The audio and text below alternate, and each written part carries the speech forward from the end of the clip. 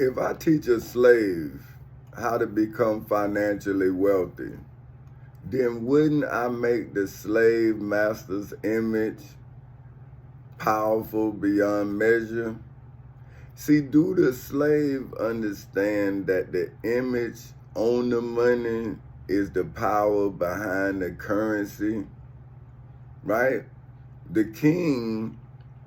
kingdom, right, is what backs the money. Is backed by the word of the king, right? So before I built my kingdom, I had to win it in court. See, I established it, but then the king of this world, when he saw that his finances was in jeopardy, then he made an illegal move, which allowed me to counter that move with a legal move. Now you got two kings fighting over the foundation of their economics. See, so that's what I'm trying to tell the slave. I have to get you out of that economy before you can be prosperous in my economy. That's why I'm giving you the books as evidence of my value. See, but this is what I'm saying. If a slave is deceived in the slavery, then the slave is mental. It's not physical anymore.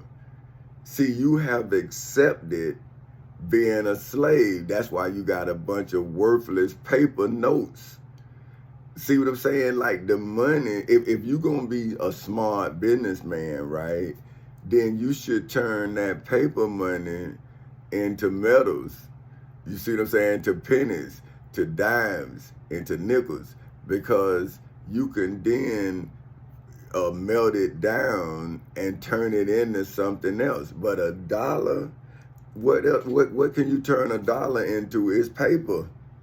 What material, right, that you can use paper for other than plaster? So now think about it, right? So say if you had to go back to primitive times, which means the beginning, and you had to have log cabins. See, when these people came over here, they came over here on ships. It was no currency. They just took the natural resources and built log cabins, right? So where was the dollar? So this is what I'm telling the slave. I'm saying you got to make history before somebody gonna respect your worth. You see what I'm saying? If you're not historical, what is your value? See, that's why they killed Dr. Martin Luther King. They killed Minister Malcolm X. They killed their rise. And now they're telling you about their weaknesses. See what I'm saying? But you see, they don't talk about Minister Malcolm X. See what I'm saying? Because when his weaknesses, he cleaned up before he became a Muslim. You see what I'm saying? See, Dr. Martin Luther King, what they doing is they showing his flaws as a reverend. But see, Jesus said that we not supposed to look at his flaws. We supposed to look at his works. And see, that's what I'm telling the slave. Like, if you gonna teach your children wealth, then you first got to stop messing with their bank. See what I'm saying? See, because this is what I'm telling y'all about. I wrote a book when I really understood my mother, right? And I said, this is when I understood. And I said, is it the things that people say hurt your feelings, or is it the things that they don't say? Because I was recalling things when my feelings was being hurt, but the things that I was recalling came from my mother who had been passed on.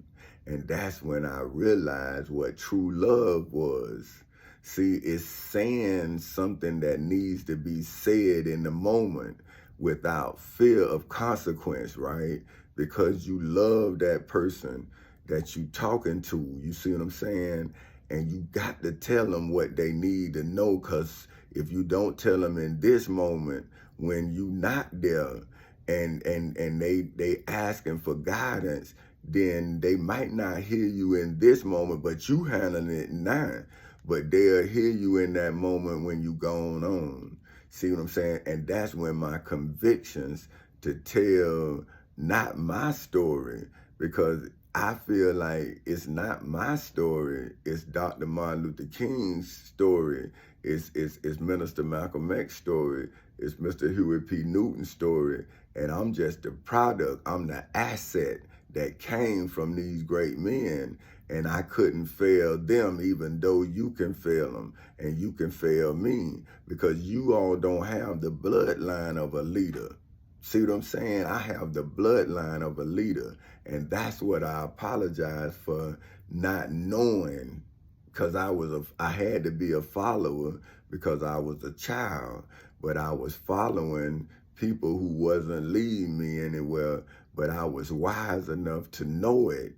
And that's why I started leading. See what I'm saying? And so I guess I apologize for leading us out of court, but I'm asking y'all, why y'all not apologizing for leading your children in the court?